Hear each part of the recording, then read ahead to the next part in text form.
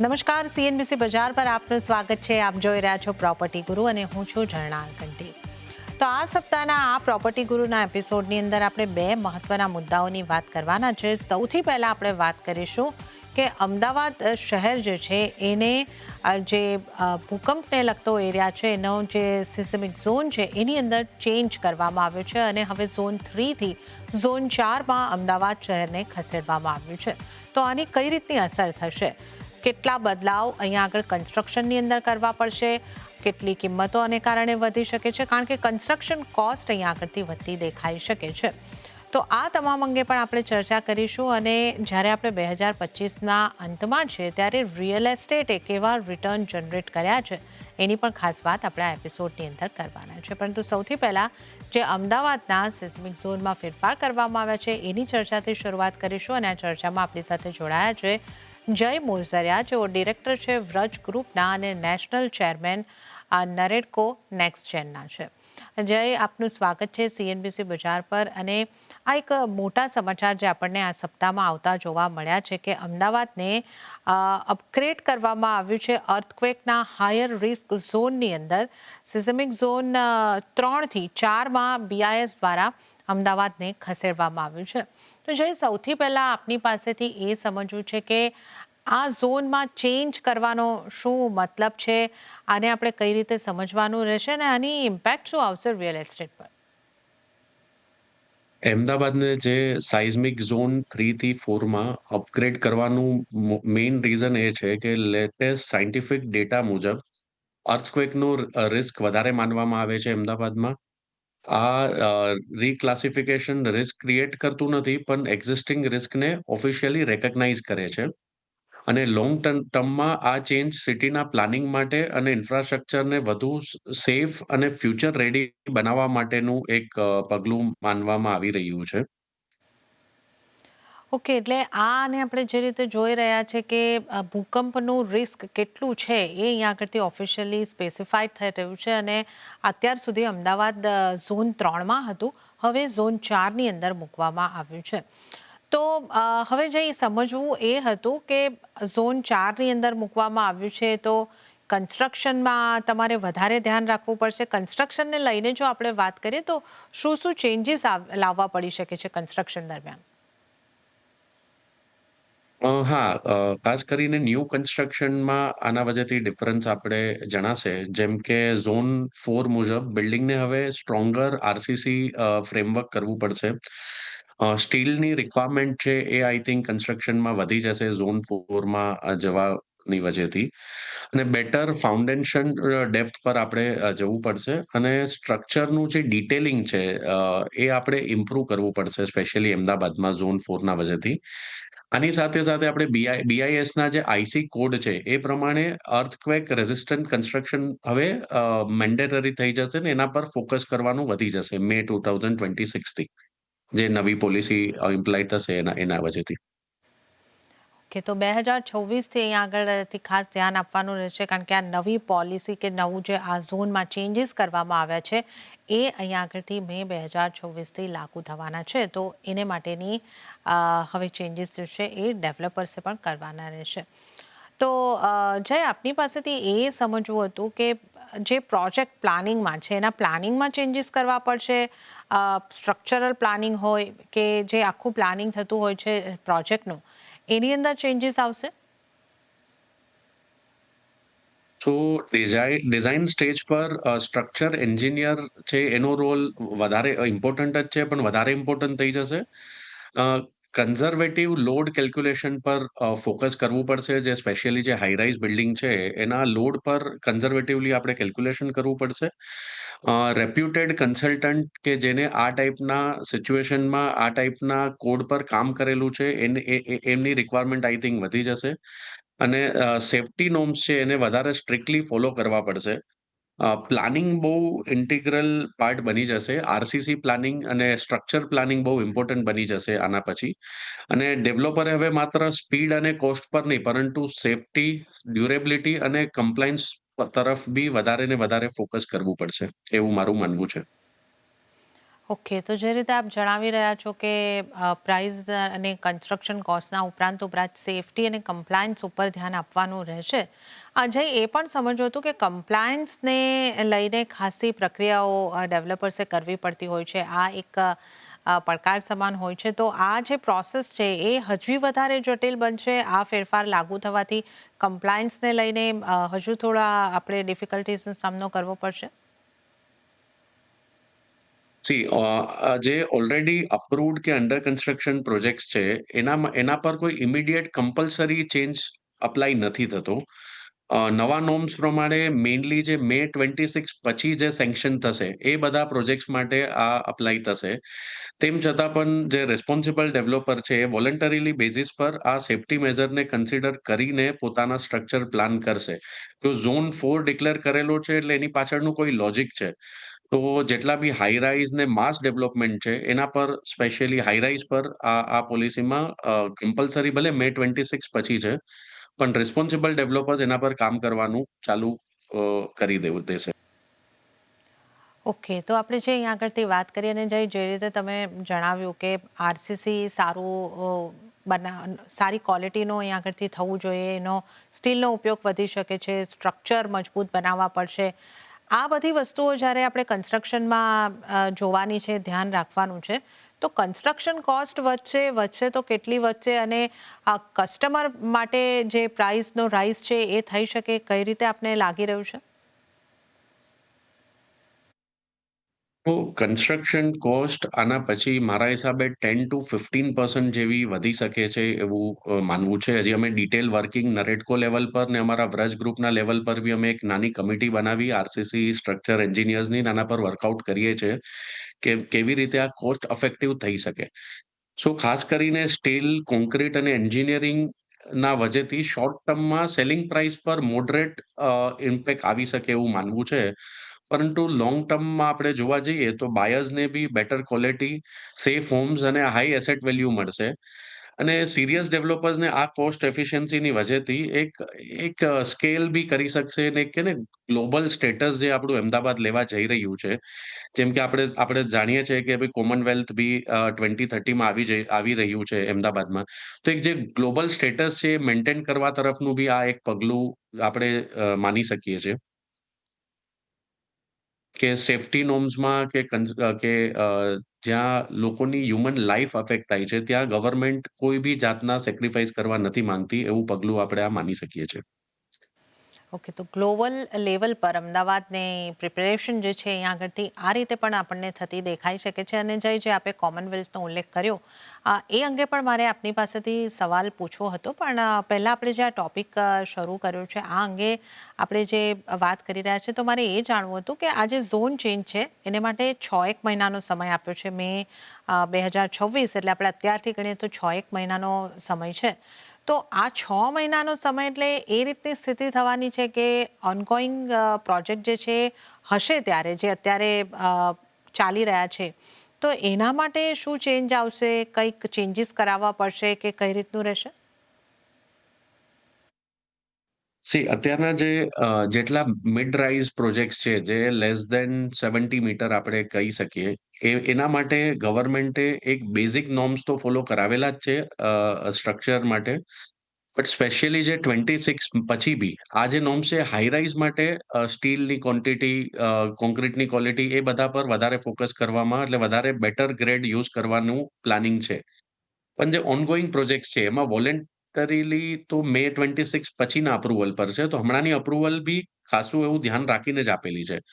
અને જે રીતે મેં પહેલા જણાવ્યું આપને કે જે રિસ્પોન્સિબલ ડેવલપર છે, જેમ કે આપણે વ્રજ ગ્રુપની વાત કરીએ તો અમે 2 હાઈ રાઈઝ પ્રોજેક્ટ અમદાવાદમાં પ્લાન કરીએ છીએ. હવે કદાચ હું અપ્રુવલ માટે એમાં મે 26 પહેલા બી જઈશ, પણ આ કોડને હું ઇગ્નોર નહીં કરું. આને હું ધ્યાનમાં રાખીને જ મારી ડિઝાઇન બનાવીશ કે ફ્યુચરમાં આ મારા માટે એક સેલિંગ પોઈન્ટ બની શકે. કોસ્ટ નો ડાઉટ વધે છે, પણ લોકો કસ્ટમર એટલા અવેર છે, કાલે ઉઠીને મે પછી પૂછશે, જેમ કે મે પહેલાના પ્રોજેક્ટ છે ને મે પછીના પ્રોજેક્ટ છે, તો કસ્ટમર પૂછશે કે કોડ 4 તમે અપ્લાય કરો છો કે નહીં? જે રીતે આપણે જાણીએ છીએ કે 2000માં જે અર્થક્વેક આવેલો ગુજરાતમાં અને બહુ હેવી સ્કેલ પર નુકસાન થયેલું. તો લોકોમાં અવેરનેસ છે આજે 2025માં લોકો બધું જાણે છે. તો કસ્ટમર ને ધ્યાનમાં રાખીને આ રીતે ડેવલપર રિસ્પોન્સિબલ ડિસિઝન લેશે. ઓકે, તો આપણે આ જે ચેન્જીસ છે, જે અર્થક્વેકને લગતા ઝોનની અંદર બદલાવ કરવામાં આવ્યો છે, એની કેવી રીતની અસર થઈ શકે છે એની વાત કરી તો કન્સ્ટ્રક્શન કોસ્ટ 15 થી 20% જેટલી વધતી દેખાઈ શકે છે. સેફટી પર ખાસું વધારે ધ્યાન આપવું પડશે અને સ્ટ્રક્ચર મજબૂત હોય એનું કન્સ્ટ્રક્શન વખતે ખાસ ધ્યાન આપવાનું રહેશે. તો આ બદલાવ મે 2026થી લાગુ થવાના છે. હવે જ્યારે આપની સાથે વાત કરી રહ્યા છે તો આપણે પણ કોમનવેલ્થ ગેમ્સનો ઉલ્લેખ કર્યો અને અમદાવાદ શહેરમાં કોમનવેલ્થ ગેમ્સ થવા જઈ રહી છે. આપના મતે અમદાવાદ રિયલ એસ્ટેટ માટે આ મોટી ઇવેન્ટથી કઈ રીતના ચેન્જીસ આવશે, કઈ રીતનો મોટો બદલાવ, કેટલી મોટી તક? સી અહેમદાબાદ અ, આપણા ડેવલપિંગ ટોપ 10 ડેવલપિંગ સિટીઝમાં તો આવે જ છે. મુંબઈ, એનસીઆર, હૈદરાબાદ પછીના સિટી બેંગ્લોર પછી અહેમદાબાદનું ટોપ ટોપ 7 ટોપ 10 સિટીઝમાં તો આવે જ છે. પણ કોમનવેલ્થ આવવાથી એક જે ગ્લોબલ રેકગ્નાઇઝેશન છે, એ અહેમદાબાદને મળી જશે. ને પ્લસ એને જે રિવોલ્વિંગ ઇકોનોમી છે કોમનવેલ્થને, એ કાફી બૂસ્ટ ઓલરેડી એમાં ડિમાન્ડ દેખાઈ રહી છે. જે ગ્લોબલ ઇન્વેસ્ટર છે, જે ગુજરાતથી કે ઇન્ડિયાથી સમહાઉ રિલેટેડ છે કે રિલેટેડ થવા માંગે છે, એ લોકોની ઇન્ક્વાયરીઝ, એ લોકોનો ઇન્ટરેસ્ટ વધતો જતો હોય એવું દેખાય છે અહેમદાબાદમાં. સો પૂરા ડાયનામિક્સ ચેન્જ થવા જઈ રહ્યા છે અહેમદાબાદમાં, એવું મારું માનવું છે. વન ફાઇનાન્સનો એક ખાસ રિપોર્ટ બહાર પડ્યો છે જેમાં કહેવામાં આવ્યું છે કે ઇન્ડિયન ઇક્વિટીની સરખામણીમાં ઇન્ડિયન રિયલ એસ્ટેટે આઉટ પરફોર્મ કર્યું છે. તો આ રિપોર્ટ અંગે આપણે ખાસ ચર્ચા કરીશું અને આ ચર્ચા કરવા માટે આપણી સાથે જોડાયા છે અનિમેશ હરદિયા, જેઓ senior vice president quantitative research one finance ना છે અને આપણી સાથે આ શोમાં જોડાया છે. अनिमेश जी, आपका स्वागत है सीएनबीसी बाजार पर। और सबसे पहले मैं आपसे ये जानना चाहूंगी कि आपकी जो ये रिपोर्ट है इसमें बताया गया है कि इंडियन रियल एस्टेट ने इंडियन इक्विटीज को आउट परफॉर्म किया है, तो ये समझना चाहेंगे कैसे, कोई डेटा अगर आप हमारे साथ शेयर कर पाएंगे? धन्यवाद झरना एंड सारे ऑडियंस को मेरा नमस्कार। अम, तो ये समय ओवरऑल सारे stock market overall global economy के लिए काफी क्रूशल है। और ये काफी डिफरेंट भी है जो पहले हुआ है। आप अगर देखेंगे पिछले 1 डेढ़ साल में इंडियन स्टॉक मार्केट में काफी करेक्शन आया है। उसका एक मेजर रीजन ये भी था कि 1 डेढ़ साल पहले जो वैल्यूएशन थे वो काफी ज्यादा थे। अगर आप स्मॉल कैप मिड कैप में बात करेंगे तो मार्केट काफी बढ़ गया था उन सेक्टर्स में। लार्ज कैप फिर भी ठीक था, थोड़ा ओवर वैल्यूड था। इस कारण से आप देखेंगे पिछले 1 सवा साल में जो करेक्शन आया है पिछले सितंबर से लेकर अभी तक, स्मॉल कैप मिड कैप तो नेगेटिव में चल रहे हैं। लार्ज कैप समवॉट फ्लैटिश 0% के आसपास रिटर्न है या 3% के आसपास रिटर्न है। तो इस दौरान क्या-क्या हुआ है? आप देखेंगे डोनाल्ड ट्रम्प एंड टैरिफ्स, इस कारण से काफ़ी डिसरप्शन हुआ है ग्लोबल सप्लाई चेन में, ग्लोबल एक्सपोर्ट इम्पोर्ट में। उस कारण से ग्लोबल इकोनॉमिक परफॉर्मेंस पे एक इम्पैक्ट आया है और स्टॉक मार्केट जैसा आप जानते हैं काफ़ी रिएक्टिव होता है, काफ़ी एडवांस में उस चीज़ को भाँप लेता है और उस कारण से उसमें करेक्शन काफ़ी एक लीडिंग इंडिकेटर की तरह आ जाता है। अब मैं इसको रियल एस्टेट से कंपेयर करूँ, स्टॉक मार्केट की साइकिल और रियल एस्टेट की साइकिल बहुत डिफरेंट होती है। रियल एस्टेट में जो ड्राइवर्स होते हैं वैल्यू के वो बहुत अलग होते हैं। इसमें एक फैक्टर मेजर आ जाता है कि जॉब्स कैसे हैं, इंफ्रास्ट्रक्चर डेवलपमेंट कैसा हो रहा है, कौन-कौन से इंफ्रास्ट्रक्चर प्रोजेक्ट्स डिलीवर हो रहे हैं। तो पिछले 1 सवा साल की स्टोरी अगर मैं real estate versus stock market की बात करूँ, तो हमारे कैलकुलेशन के हिसाब से रियल एस्टेट में रफली 15% की बढ़ोतरी आई है। अगर मैं टोटल रिटर्न के माध्यम से देखूँ, जिसके बारे में हम चर्चा करेंगे। और उसी दौरान अगर आप स्टॉक मार्केट की बात करें, तो स्टॉक मार्केट में रिटर्न 0% से लेकर -10% के बीच में है, अगर आप लार्ज कैप से स्मॉल कैप की तरफ जाएँगे तो। और ये जो आपने बताया कि इस बार जो इक्विटी मार्केट है उसका परफॉर्मेंस हम अभी तक अगर देखें तो फ्लैट जैसा ही रहता हुआ देख सकते हैं, और जो आपने आपकी रिपोर्ट में पाया है कि रियल एस्टेट 15% तक के रिटर्न दिखा रहा है। आपके रिपोर्ट में हाउसिंग टोटल रिटर्न इंडेक्स के बारे में भी बात है, तो ये इंडेक्स क्या है, क्या आप हमें समझाएंगे? और इसे हम किस तरीके से समझते हैं, इससे हमें क्या पता चलता है? बिल्कुल। तो अगर आप किसी भी इंडेक्स को हम क्यों बनाते हैं, वो मैं बेसिक पे एक बार बात करना चाहूँगा। अगर आप निफ्टी 50 इंडेक्स की बात करेंगे, तो वो क्यों क्रिएट किया गया था? निफ्टी 50 में जैसा सारे दर्शक जानते हैं करीब 50 स्टॉक्स हैं। अब उन 50 स्टॉक्स का परफॉर्मेंस आप अगर इंडिविजुअली फॉलो करेंगे, तो आपके लिए कुछ भी इनसाइट निकालना बहुत मुश्किल हो जाएगा। इस रीज़न से उन 50 स्टॉक्स को कंबाइन करके एक इंडेक्स बनाया जाता है, जो कि निफ्टी 50 इंडेक्स होता है। अब निफ्टी के स्टॉक्स या इन जनरल कोई से भी स्टॉक्स में एक तो स्टॉक प्राइस में इंक्रीज़ होता है और दूसरा वो स्टॉक्स डिविडेंड भी देता है। इसलिए हमेशा आप देखेंगे सारे इंडेक्सेस का स्टॉक मार्केट में एक टोटल रिटर्न इंडेक्स करके भी एक कंपोनेंट होता है। वो एक अलग ही इंडेक्स होता है जिसमें प्राइस इंक्रीज़ प्लस डिविडेंड्स दोनों का मिला के इम्पैक्ट दिखाया जाता है। सो हम लोग को ये गैप दिखा रियल एस्टेट में। रियल एस्टेट में काफ़ी सारा एनालिसिस बहुत ऊपर-ऊपर सरफेस लेवल पे ही होता है। क्योंकि क्रेडिबल डेटा अवेलेबल नहीं है। This is the problem that we have been trying to solve and इसलिए हम लोग ने बनाया वन फाइनेंस का हाउसिंग टोटल रिटर्न इंडेक्स ताकि जो भी होम बायर है, जो भी अलग एसेट क्लासेस में इन्वेस्ट कर रहा है real estate, stock market, gold etcetera, उसको एक पूरा पिक्चर मिले कि स्टॉक मार्केट में रिटर्न्स कैसे जनरेट होता है। सिर्फ अ, सॉरी रियल एस्टेट में रिटर्न्स कैसे जनरेट होता है। रियल एस्टेट में सिर्फ प्राइस इंक्रीज से रिटर्न्स जनरेट नहीं होते हैं, वो प्रॉपर्टी रेंट भी जनरेट करती है। इसलिए हमने बनाया टोटल रिटर्न इंडेक्स जिसमें price appreciation plus rental yield दोनों मिला के एक housing total return return index बनाया जाता है और उससे आप उस हाउसिंग मार्केट के परफॉर्मेंस को आप मल्टीपल एसेट से कंपेयर कर सकते हैं whether stock market gold debt market anything. એ તો આપણે અહીં આગળથી જે વન ફાઇનાન્સનો ખાસ ઇન્ડેક્સ હાઉસિંગ ટોટલ રિટર્ન ઇન્ડેક્સની વાત કરી કે એની અંદર રેન્ટલ ઇન્કમને પણ ઇન્ક્લુડ કરવામાં આવે છે તમારા એપ્રિશિએશનની સાથે અને તમે એને બીજા એસેટ ક્લાસ સાથે કમ્પેર કરી શકો છો કે આ કેટલું રિટર્ન અહીંયાથી જનરેટ થયું છે અને આ રિપોર્ટમાં જે કહેવામાં આવ્યું છે કે આ ઇન્ડેક્સના હિસાબે આપણે જોઈ શકીએ છીએ કે રિયલ એસ્ટેટે इक्विटी કરતાં सारू रिटर्न जनरेट કર્યું છે अनिमेश जी अब ये भी जानना है कि देश भर में हम देख रहे हैं कि इंफ्रास्ट्रक्चर के पर काफ़ी फोकस किया जा रहा है तो अगर हम 2025 की बात कर ले तो ये साल में कितना इम्पैक्ट इंफ्रास्ट्रक्चर का हुआ है रियल एस्टेट के ऊपर? Very good question. इंफ्रास्ट्रक्चर का इम्पैक्ट रियल एस्टेट पे काफ़ी ज़्यादा मात्रा में होता है क्योंकि अगर आप कहीं भी घर खरीद रहे हैं, आपके लिए सबसे ज़्यादा क्या इम्पोर्टेंट है?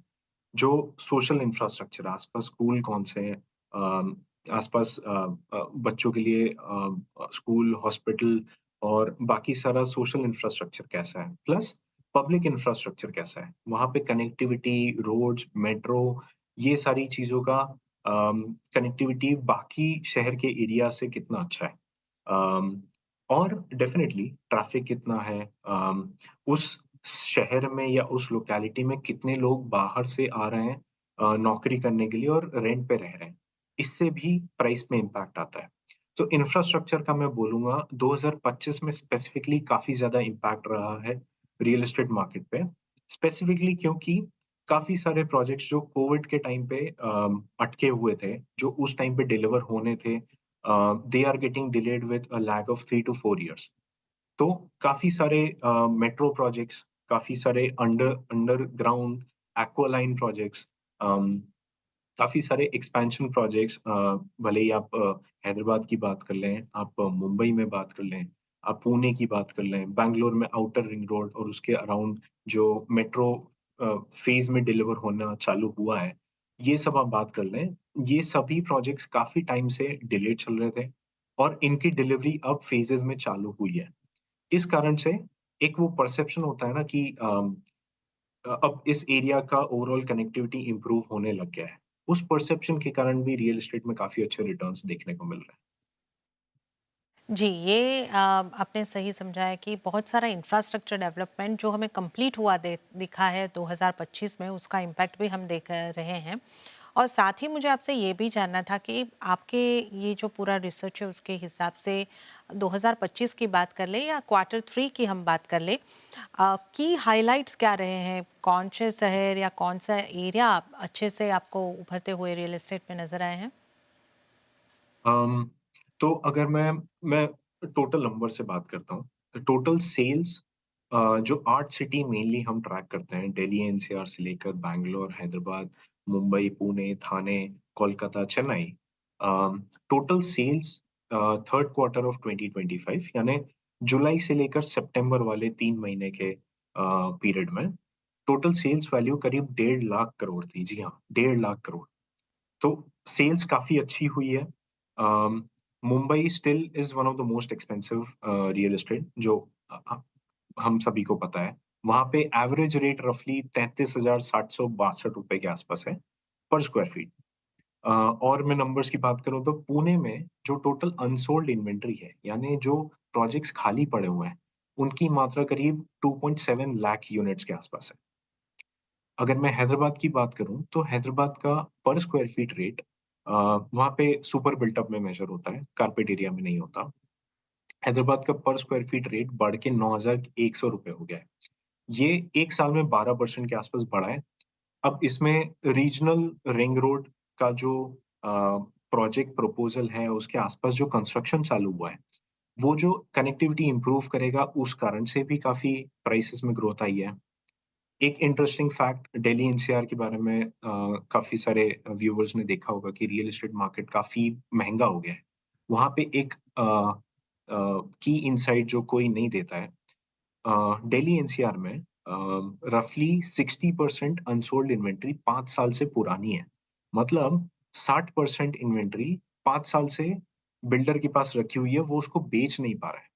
इससे आप क्या इन्फर कर सकते हैं, जो भी नए बायर्स हैं, वो प्रेफ़र कर रहे हैं नए यूनिट्स और प्रीमियम यूनिट्स, जिसमें एमिनिटीज़ बेटर हो।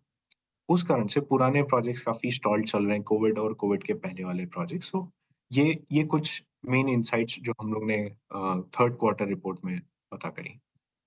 ઓકે, તો રિયલ એસ્ટેટમાં ઇન્વેસ્ટમેન્ટના પણ સારા રિટર્ન બનતા હોય છે અને આ વર્ષે તો ચોક્કસપણે આ સાબિત થયું છે. 15% સુધીના રિયલ એસ્ટેટે રિટર્ન આપ્યા છે, ઇક્વિટીની સરખામણીમાં ઘણા વધારે છે. તો તમારા ઇન્વેસ્ટમેન્ટ માટે યોગ્ય તમે થોડી તપાસ કરીને યોગ્ય ટાઈમે યોગ્ય વેલ્યુએશન પર ઇન્વેસ્ટમેન્ટ કરશો, रियल एस्टेट પણ सारा रिटर्न આપી શકે છે. अनिमेश जी, आपका बहुत बहुत धन्यवाद हमारे साथ जुड़ने के लिए और इस चर्चा में हम हिस्सा लेने के लिए आपका बहुत बहुत धन्यवाद. Thank you Jharna and thanks to all the viewers. અને ત્યારે જ પ્રોપર્ટી ગુરુની આ ખાસ રજૂઆતમાં પણ હાલ પૂરતું આટલું જ. હાલ મને પણ આપશો રજા, પણ વધુ અપડેટ અને સમાચારો માટે આપ જોતા રહો CNBC બજાર. નમસ્કાર.